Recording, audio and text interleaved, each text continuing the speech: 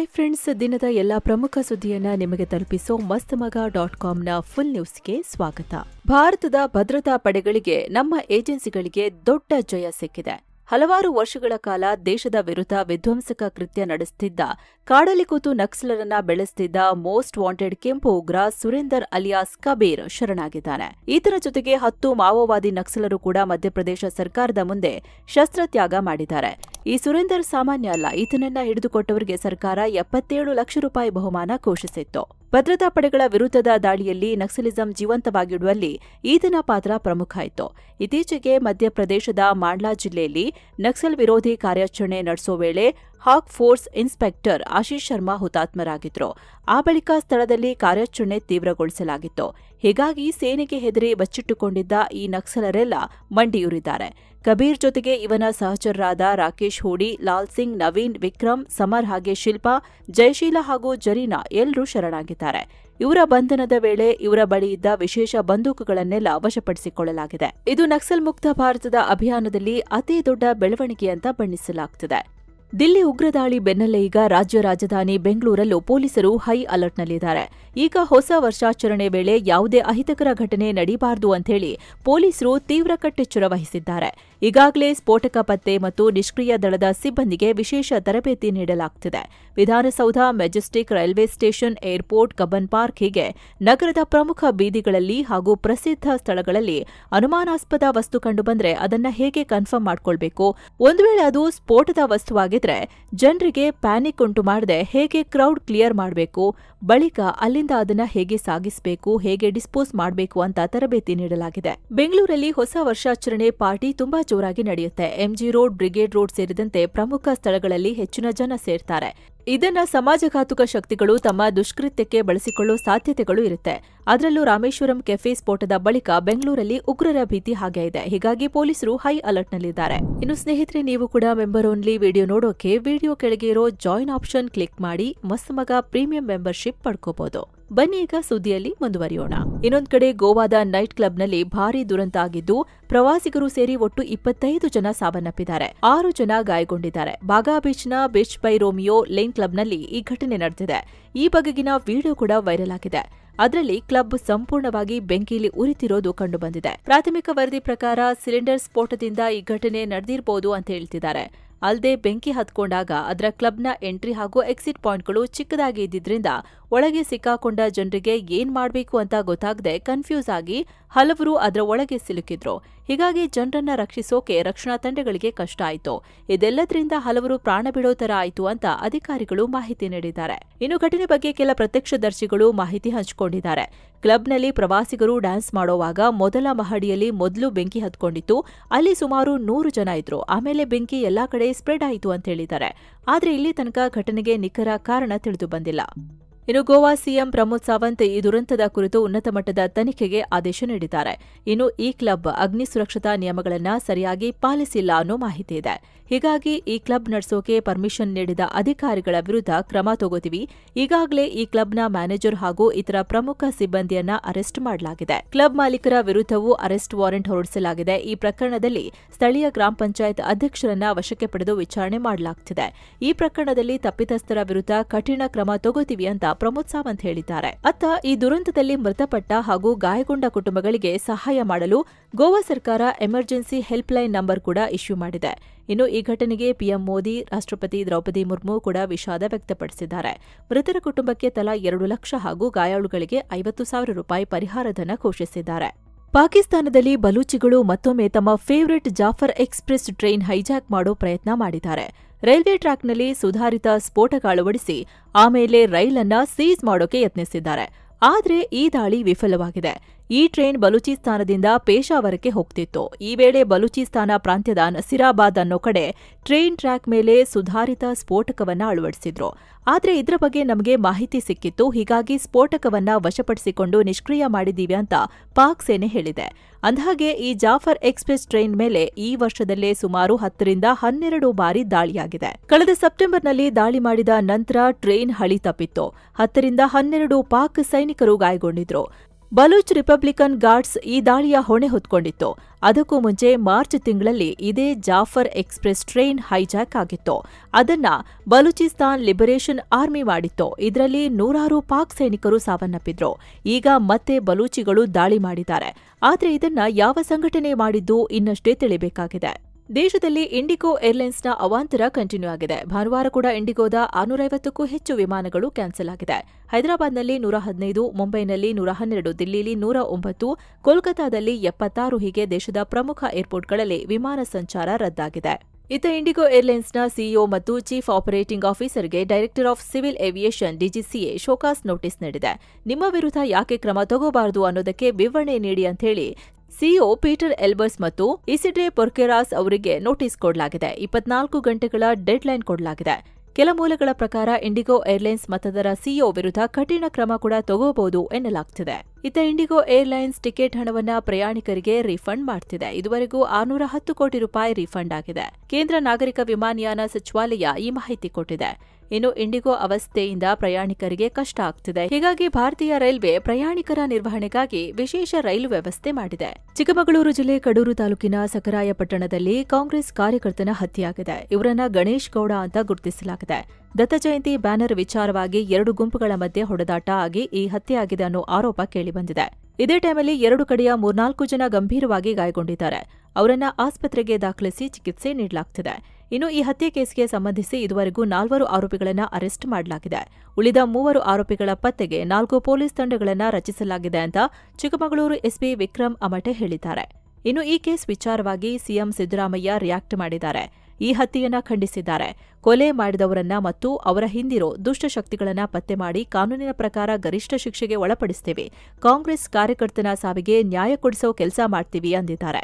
ಕಾಲ್ತುಳಿತ ಹಿನ್ನೆಲೆ ಬೆಂಗಳೂರಲ್ಲಿ IPL ಮ್ಯಾಚ್ಗಳು ನಡೆಯೋಲ್ಲ. RCB ಪಂದ್ಯಗಳೆಲ್ಲ ಪುಣೆಗೆ ಶಿಫ್ಟ್ ಆಗ್ಬೋದು ಅನ್ನೋ ಸುದ್ದಿ ಹರಿದಾಡಿತ್ತು. ಅದರ ಮಧ್ಯೆನೇ DCM DK Shivakumar big statement ಕೊಟ್ಟಿದ್ದಾರೆ. 2026ರ ಐಪಿಎಲ್ನಲ್ಲಿ ಆರ್ಸಿಬಿ ಮ್ಯಾಚ್ಗಳೆಲ್ಲ ಬೆಂಗಳೂರಲ್ಲೇ ನಡೆಯಲಿವೆ ಅಂತ ಡಿಕೆ ಘೋಷಿಸಿದ್ದಾರೆ. ಕೆಸಿಎ ಎಲೆಕ್ಷನ್ ವೋಟಿಂಗ್ ವೇಳೆ ಮಾತನಾಡಿದ ಡಿಕೆ, ನಾನು ಕ್ರಿಕೆಟರ್ ಲವರ್, ಆರ್ಸಿಬಿ ನಮ್ಮ ಹೆಮ್ಮೆ. ಯಾವುದೇ ಕಾರಣಕ್ಕೂ ನಮ್ಮಿಂದ ಐಪಿಎಲ್ ಕೈ ತಪ್ಪೋದಿಲ್ಲ. ಬೆಂಗಳೂರಲ್ಲೇ ಮ್ಯಾಚ್ಗಳು ನಡೆಯುತ್ತೆ. ಈ ಸಲ ಕ್ರೌಡ್ ಮ್ಯಾನೇಜ್ಮೆಂಟ್ ಗಮನದಲ್ಲೇ ಇಟ್ಕೊಂಡು ಸ್ಟೇಡಿಯಂ ಯೂಸ್ ಮಾಡಲಾಗುತ್ತೆ. ಇದಕ್ಕೆ ಪರ್ಯಾಯವಾಗಿ ಬೇರೆ ದೊಡ್ಡ ಸ್ಟೇಡಿಯಂ ಮಾಡ್ತೀವಿ ಅಂದಿದ್ದಾರೆ. ಆದ್ರೆ ಯಾವುದು ಅಂತ ಪರ್ಟಿಕ್ಯುಲರ್ ಆಗಿ ಹೆಸರು ಹೇಳಿಲ್ಲ. ರಾಜ್ಯ ರಾಜಕೀಯದಲ್ಲಿ ನಡೀತಿರೋ ಸಿಎಂ ಕುರ್ಚಿ ಕಿತ್ತಾಟ ಈಗ ಕಾಂಗ್ರೆಸ್ ಹೈಕಮಾಂಡ್ಗೂ ಕಗ್ಗಂಟಾಗೆ ಉಳಿದಿದೆ. ಈ ಬಗ್ಗೆ ದಿಲ್ಲಿಯಲ್ಲಿ ಕಾಂಗ್ರೆಸ್ ನಾಯಕಿ ಸೋನಿಯಾ ಗಾಂಧಿ ನಿವಾಸದಲ್ಲಿ ಪಕ್ಷದ ಮುಖಂಡರ ಸಭೆ ನಡೆದಿದ್ದು ಸತತ 2 ಗಂಟೆಗಳ ಕಾಲ ಚರ್ಚೆ ಮಾಡಿದ್ದಾರೆ. ಈ ವೇಳೆ ಸೋನಿಯಾ ಗಾಂಧಿಗೆ ಎಐಸಿಸಿ ಅಧ್ಯಕ್ಷ ಮಲ್ಲಿಕಾರ್ಜುನ ಖರ್ಗೆ ಹಾಗೂ ಕಾಂಗ್ರೆಸ್ ಪ್ರಧಾನ ಕಾರ್ಯದರ್ಶಿ ಕೆಸಿ ವೇಣುಗೋಪಾಲ್ ರಾಜ್ಯ ಕಾಂಗ್ರೆಸ್ನಲ್ಲಿ ನಡೀತಿರೋ ನಾಯಕತ್ವ ಬದಲಾವಣೆ ಚರ್ಚೆ ಬಗ್ಗೆ ಡೀಟೇಲ್ ಆಗಿ ಮಾಹಿತಿ ನೀಡಿದ್ದಾರೆ.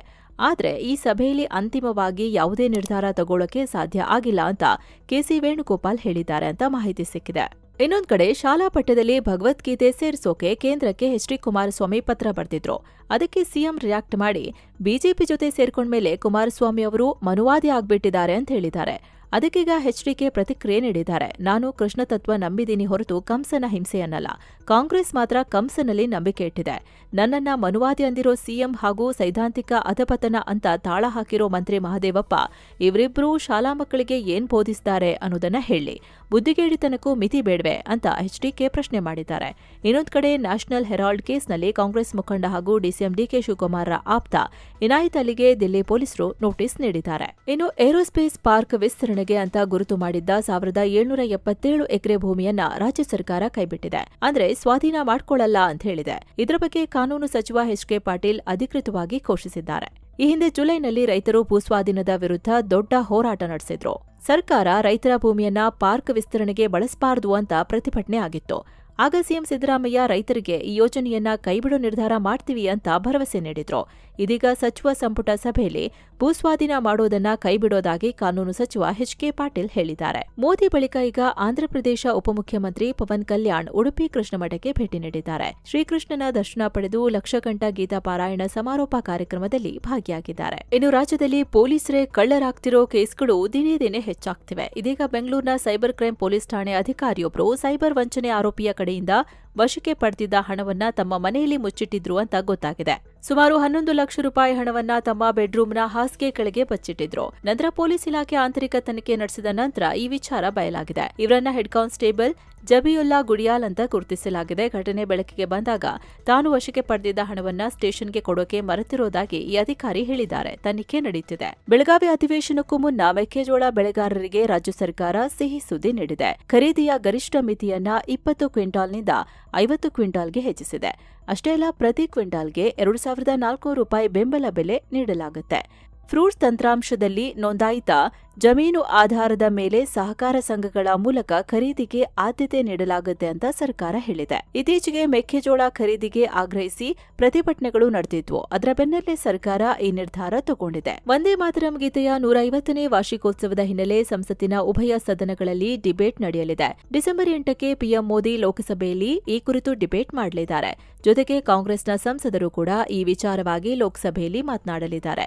ಸಂಸದೆ ಪ್ರಿಯಾಂಕಾ ಗಾಂಧಿ ವಾದ್ರಾ, ಗೌರವ್ ಗೊಗೋಯ್, ದೀಪೇಂದರ್ ಹೂಡಾ, ಪ್ರಣೀತಿ ಶಿಂದೆ, ಪ್ರಶಾಂತ್ ಪಡೋಲೆ, ಚಮಾಲಾರೆಡ್ಡಿ, ಜ್ಯೋತ್ಸ್ನಾ ಮಹಾಂತ್ ಮಾತನಾಡಲಿದ್ದಾರೆ. ಚರ್ಚೆಯ ಕೊನೆಯಲ್ಲಿ ರಕ್ಷಣಾ ಸಚಿವ ರಾಜನಾಥ್ ಸಿಂಗ್ ಕೂಡ ಈ ಕುರಿತು ಚರ್ಚೆ ಮಾಡಲಿದ್ದಾರೆ. ಇದೇ ವಿಚಾರವಾಗಿ ರಾಜ್ಯಸಭೆಯಲ್ಲಿ ಕೇಂದ್ರ ಗೃಹ ಮಂತ್ರಿ ಅಮಿತ್ ಶಾ ಡಿಸೆಂಬರ್ 9ರಂದು ಮಾತನಾಡಲಿದ್ದಾರೆ. ಎರಡೂ ಸದನಗಳಲ್ಲಿ ಈ ವಿಷಯದ ಬಗ್ಗೆ ಮಾತನಾಡೋಕೆ ಒಟ್ಟು 10 ಗಂಟೆ ಸಮಯವನ್ನ ಮೀಸಲಿಡಲಾಗಿದೆ. ಇನ್ನು ಬಿಜೆಪಿ ಸಂಸದ ನವೀನ್ ಜಿಂದಾಲ್ರ ಮಗಳ ಮದುವೆ ಸಮಾರಂಭದಲ್ಲಿ ಎನ್ಸಿಪಿ ಸಂಸದೆ ಸುಪ್ರಿಯಾ ಸುಳೆ ಮತ್ತು ಟಿಎಂಸಿ ಸಂಸದೆ ಮಹುವಾ ಮೊಹಿತ್ರಾ ಡ್ಯಾನ್ಸ್ ಮಾಡಿದ್ದಾರೆ. ಸಂಸದೆ ಕಂಗನಾ ರಣಾವತ್ ಕೂಡ ಇದೇ ವೇದಿಕೆಯಲ್ಲಿ ಡ್ಯಾನ್ಸ್ ಮಾಡಿದ್ದಾರೆ. ಈಗ ಈ ವಿಡಿಯೋ ಫುಲ್ ವೈರಲ್ ಆಗಿದೆ. ಪಶ್ಚಿಮ ಬಂಗಾಳದಲ್ಲಿ ಟಿಎಂಸಿ ಪಾರ್ಟಿಯಿಂದ ಅಮಾನತಾಗಿರೋ ಶಾಸಕ ಹುಮಾಯೂನ್ ಕಬೀರ್ ದೊಡ್ಡ ಹೇಳಿಕೆ ಕೊಟ್ಟಿದ್ದಾರೆ.